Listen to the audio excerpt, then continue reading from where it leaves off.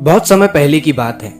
एक पिता अपने बेटे को एक जंगल में लेकर जाते हैं धनुष्य बाण से निशाना कैसे लगाते हैं ये सिखाने के लिए। तो वो अपने बेटे को एक जगह पर खड़ा कर देते हैं और उससे थोड़ी दूरी पर एक नीम का पेड़ था।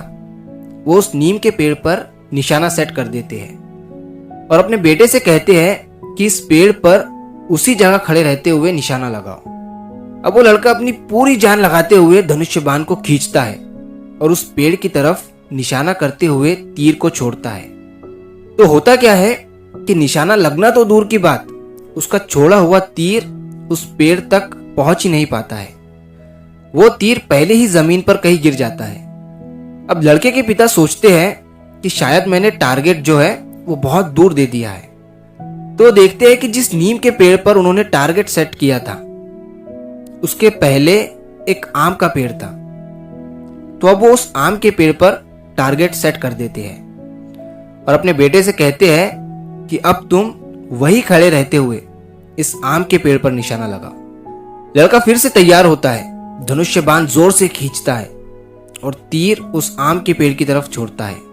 लेकिन फिर से वही होता है, तीर आम के पेड़ तक भी नहीं पहुंच पाता है और बीच में ही जमीन पर कहीं गिर जाता है। अब फिर से पिता को लगता है कि शायद टारगेट और भी नजदीक होना चाहिए।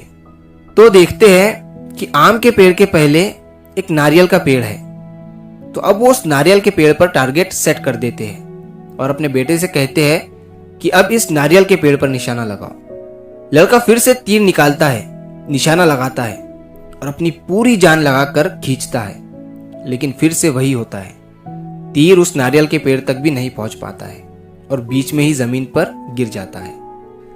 अब उसके पिता जैसे ही जमीन पर गिरा हुआ तीर उठाने के लिए जाते हैं तो देखते हैं कि जब मैंने सबसे पहले अपने बेटे को नीम के पेड़ पर टारगेट सेट करके दिया था तो उसका तीर आम के पेड़ तक पहुंच रहा था, और जब मैंने आम के पेड़ पर टारगेट सेट करके दिया तो उसका तीर आम के पेड़ तक नहीं पहुंचा बल्कि उससे पहले नारियल के पेड़ तक पहुंच गया। और जब मैंने नारियल के पेड़ पर टारगेट सेट करके दिया तो उसका तीर नारियल के पेड़ तक भी नहीं पहुंच पाया। मतलब हो यह रहा था कि उस लड़के के पिता जैसे जैसे टारगेट को उस लड़के के पास लाते जा रहे थे, उस लड़के का तीर भी उन टारगेट से पहले ही जमीन पर गिर जा रहा था। तो अब वो क्या करते हैं कि उस पहले वाले पीपल के पेड़ के पीछे एक और बड़ा पेड़ था बरगद का, वो उस पेड़ पर टारगेट सेट कर देते हैं और अपने बेटे से कहते हैं कि इस पर निशाना लगाओ। लड़का इस बार भी अपनी जान लगाकर तीर छोड़ता है और वो दोनों भी पिता और बेटे देखते हैं कि इस बार तीर अब उस पीपल के पेड़ तक पहुंच रहा था। दोस्तों, ये कहानी सिर्फ तीर और पेड़ों की नहीं है, ये हमारी सोच और हमारे सपनों की कहानी है। इंसान का दिमाग एक धनुष्य की तरह है और हमारे सपने उस पर चढ़े तीर की तरह। जब हम बहुत बड़ा सोचते हैं तो हमारा दिमाग खुद को पूरी ताकत से खींचता है।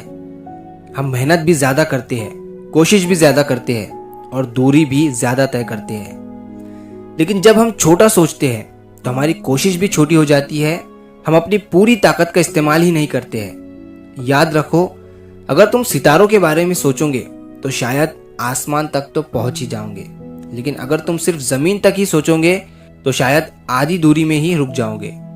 अक्सर लोग कहते हैं इतना बड़ा मत सोचो, गिर जाओगे। लेकिन सच ये है कि जो ऊंचा सोचता है वहीं ऊंचा उठता है, जो छोटा सोचता है वो अपनी ही बनाई हुई सीमा में कैद हो जाता है। इंसान जितना सोचता है अक्सर उसका सिर्फ एक हिस्सा ही हासिल कर पाता है। इसीलिए सोच बड़ी रखो, सपने ऊंचे रखो, लक्ष्य दूर रखो, क्योंकि निशाना जितना दूर होगा तुम्हारी उड़ान उतनी ही लंबी होगी।